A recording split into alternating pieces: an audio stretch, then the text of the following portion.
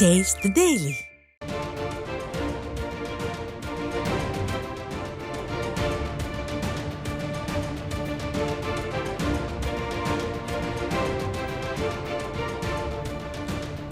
அண்மை செய்தி.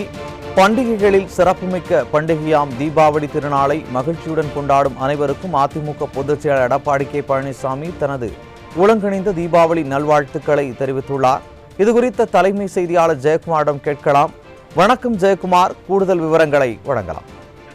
வணக்கம் அருண். தீபாவளி நல்வாழ்த்துக்களை அனைத்து இந்திய அண்ணா திராவிட முன்னேற்ற கழகத்துடைய பொதுச் செயலாளரும் சட்டமன்ற எதிர்க்கட்சித் தலைவரும் முன்னாள் முதலமைச்சருமான புரட்சித் தலைவர் எடப்பாடி கே பழனிசாமி அவர்கள் தெரிவித்திருக்கிறார். அவர் விடுத்திருக்கக்கூடிய தீபாவளி வாழ்த்துச் செய்தியில் மக்கள் அனைவரும் கொண்டாடி மகிழும் பண்டிகைகளில் சிறப்புமிக்க பண்டிகையாம் தீபாவளி திருநாளை மகிழ்ச்சியுடன் கொண்டாடும் அனைவருக்கும் எனது உளம் கனிந்த நல்வாழ்த்துக்களை மகிழ்ச்சியோடு தெரிவித்துக் கொள்கிறேன் என்று அதிமுக பொதுச் செயலாளர் புரட்சித் தலைவர் எடப்பாடி கே பழனிசாமி அவர்கள் தெரிவித்திருக்கிறார்.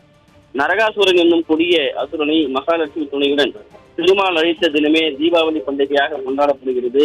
இந்த திருநாளை இருளை நீக்கி ஒளியை ஏற்றின தினமாகவும் தீமைகள் அகன்று நன்மைகள் பெருக்கும் நாளாகவும் விளங்குகிறது என்று குறிப்பிட்டிருக்கிறார்.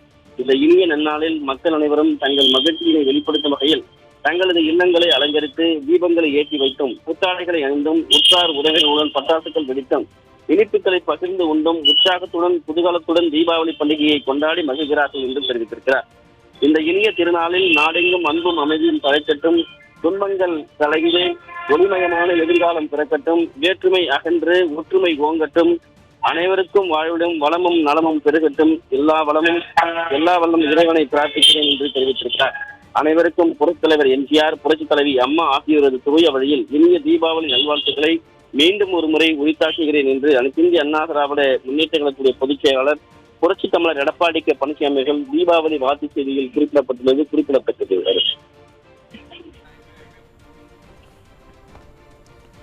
விவரங்களை வழங்கியமைக்கு நன்றி ஜெயக்குமார்.